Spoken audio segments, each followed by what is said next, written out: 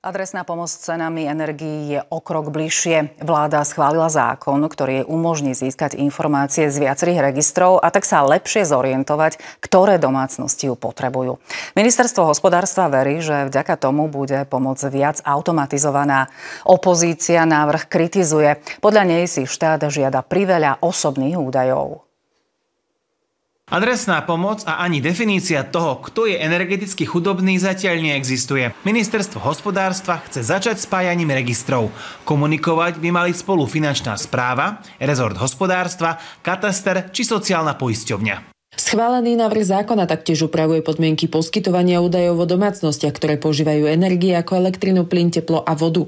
Tieto údaje sú kľúčové na identifikáciu domácností, ktoré budú prijímateľmi adresnej energopomoci. Analytik sa obáva, že takýmto spôsobom dôjde k spájaniu viacerých nesúrodých databáz. To je 15 úradov, ktoré majú svoje databázové systémy, ktoré ale nedokážu odpovedať na túto otázku, lebo tak nie sú pripravené. Podľa opozície zákon chce navyše zbierať priveľa zbytočných údajov. Medzi tými údajmi figurujú také veci ako pohlavie, národnosť, rodinný stav, čo je úplne zbytočné na účely akejkoľvek energetickej pomoci. Ministerstvo ide zbierať doslova do písmena citlivé údaje, ktoré nebude vedieť v budúcnosti využiť. V súčasnej dobe, keď čelíme rastúcim nákladom za energie, je našou prioritou zabezpečiť pomoc najzraniteľnejším domácnostiam. Pracujeme preto na tom, aby adresná energopomoc bola čo najviac automatizovaná a aby sme čo najmenej zaťažovali občanov chodením na úrady. Akútne problémy s platením účtov za energie má podľa energetickej ombudsmanky približne 20 až 30% obyvateľov Slovenska. Do tejto kategórie spadá každý, kto dáva viac ako 12% mzdy na platenie energií a zároveň vlastní maximálne nehnuteľnosť, v ktorej býva a nemá úspory.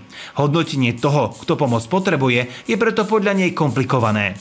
Mnohí ľudia máme skúsenosti, že majú síce nízky dôchodok alebo nízky príjem, ale na druhej strane má veľmi vysoké finančné úspory v banke alebo vlastne niekoľko nehnuteľností. A to sa nechce toho vzdať za každú cenu. Riešenie, ktoré ponúka Ministerstvo hospodárstva, ide preto podľa energetickej ombudsmanky správnym smerom a zisťované údaje sú potrebné. Zároveň však pripomína, že veľké množstvo zasiahnutých domácností patrí medzi vylúčené rómske komunity. Riešenie energetickej chudoby preto musí rátať aj s týmto problémom. Boris Novotňák, Slovenská televízia.